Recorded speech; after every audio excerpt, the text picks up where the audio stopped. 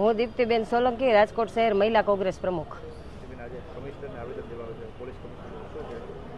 આજે અમે એક મહિલા સલામતીને લઈ અને કમિશનરશ્રીને આવેદન આપવા આવ્યા છીએ અને એમને રજૂઆત કરવા આવ્યા છીએ કે હમણાં જ તાજેતરમાં ઘણા બધા કંઈક ને કંઈક કૌભાંડો છાસવારે ભાજપ સરકારના મળતિયાઓના, એના પદાધિકારીઓના, આગેવાનોના કંઈક ને કંઈક છાસવારે કૌભાંડો બહાર આવતા હોય છે. ત્યારે હમણાં જ પ્રેસ મીડિયાના માધ્યમથી એવું જાણવા મળેલ છે કે રાજકોટના જ એક કોર્પોરેટર કાલાવાડ રોડની એક હોટલના સીસીટીવી કેમેરામાં કોઈક મહિલા સાથે દેખાયા છે.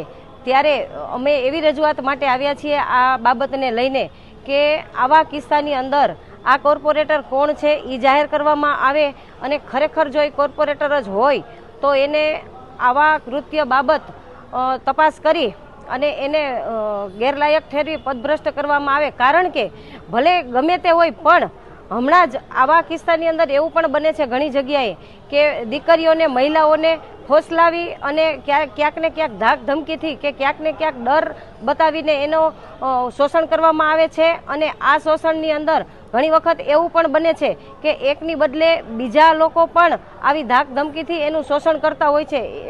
કોણ કોર્પોરેટર હતા અને કઈ હોટલમાં ગયા હતા, તમને કઈ રીતે ખબર પડી? અમે પ્રેસ મીડિયાના માધ્યમથી જ અમને ખબર પડી છે અને કોણ છે એ ખબર નથી. એટલે એ તપાસ કરવા માટે જ અમે આજે કમિશનરશ્રીને રજૂઆત કરવા માટે આવ્યા છીએ.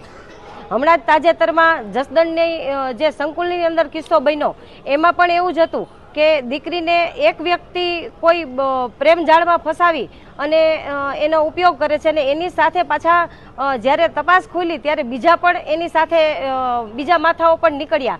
એટલે ભાજપના જે કોઈ આવા કૌભાંડ નીકળે એમાં કોક ને કોક ભાજપના અધિકારી, પદાધિકારી કે એવાના જ નામ ખુલે છે. ક્યાંક જમીન કૌભાંડ હોય તો ભલે બળાત્કાર, લૂંટ, ભ્રષ્ટાચાર ગમે તે કેસ હોય, ભાજપના સત્તા ઉપર છે એટલે આ લોકો એવું સમજી બેઠા છે કે જાણે કાયદો ખીચામાં લઈને કેમ ફરતા હોય.